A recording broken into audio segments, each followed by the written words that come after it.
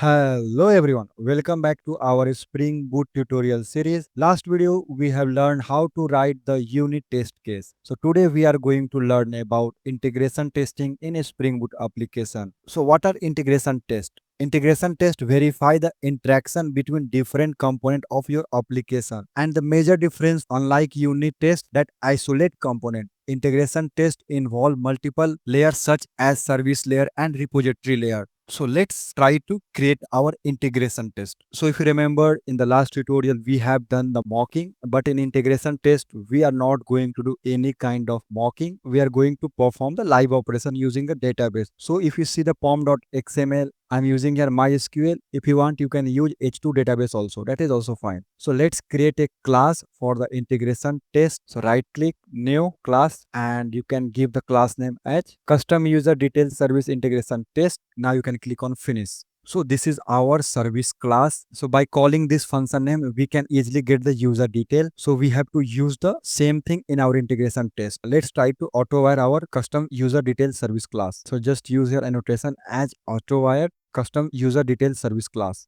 If you see here, we are also using here user repository, and using the user repository, we can able to find the user by username. So let's try to auto-wire the user repository also. These are the test cases we last time we wrote. One for user exists and one for user does not exist. Same thing here we are also going to perform. So let's copy this whole thing. Then we'll remove as for our requirement. So if you see here, it is showing mock user, and last time we did mocking. So we are not going to do any kind of mocking. So let's change as simple user.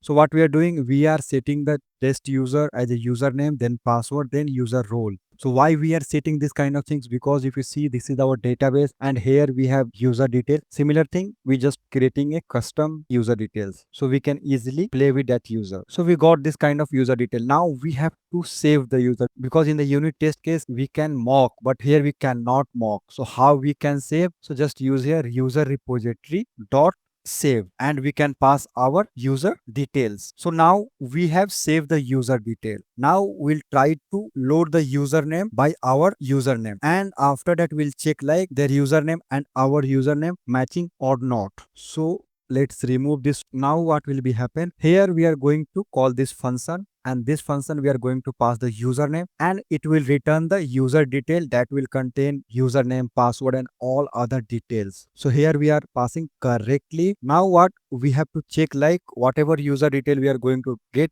that is correct or not. So here three things will be there. First of all, I'm expecting like username will be test user, and using this one we are going to get the actual username. Similarly for the password, and similarly for get authority size, because only we are giving one role, that is called user role. So save it and just right click, and you can go to the run as and JUnit. So first of all, we are going to get here null point exception. You can see here it is showing like this dot user repository is null. Why it is null? Because when we run as a Spring Boot application, and when we added this annotation always configure all the details, but here that is missing. So what you can do, you can open the first by default test class has been created by Spring Boot. So you can see they have used her annotation that is called @Spring Boot test. So when you use this annotation, what it will do, it will try to load the full Spring Boot application context. So let's copy this one and come to our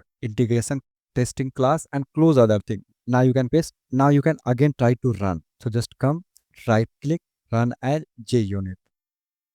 So now you can see at least we are able to see something in our console. But you can see at the last we are getting the message like shutdown initiated. And if you click here JUnit, so if you see here we are getting like constraint violation exception. So what it is showing? It is showing like the name is required. Why it is required, I will tell you. Last time, if you remember, we have added some kind of validation, and this is currently creating a problem. So for now, just comment this one.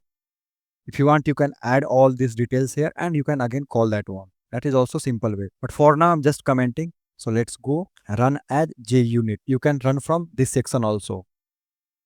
Now you can see it is also showing shutdown. Let's go and check the J unit. So you can see here we are getting green color. Green color means our test case has been passed successfully. But in case if I will change the user as a test user. Now I am trying to load user by username as test user, and again here I am going to verify. So what will be happen? Let's see. Just right click, run.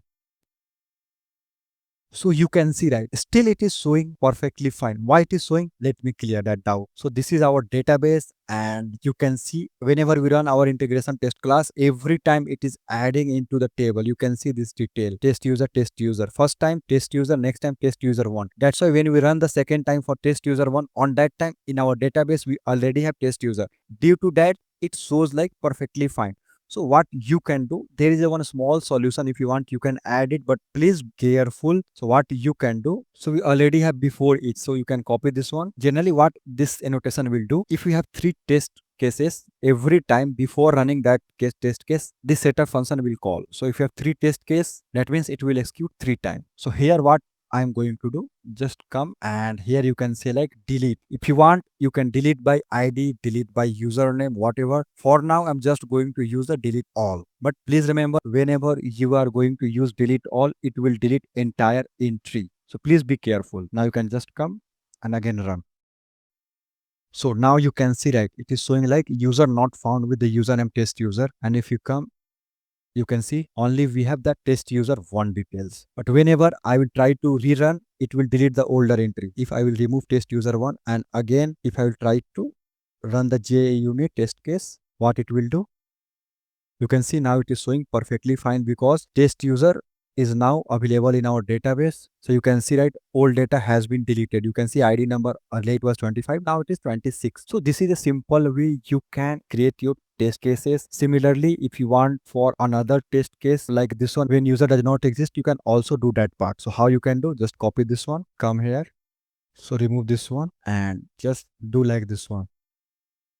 So what I am doing here I'm just saying like assert throw error. We are going to get this kind of exception, and we are just passing here invalid user as a username, and in our database we don't have any user with that username. So what will be happen, we are going to get an exception. So I have copy pasted that assert equal. Here you can pass user not found with username, and this is the invalid user, like same username you can pass, and we already know like this username is not in our database or in our table, and we are going to just get here exception dot get message. So just come and again try to rerun that JUnit test case.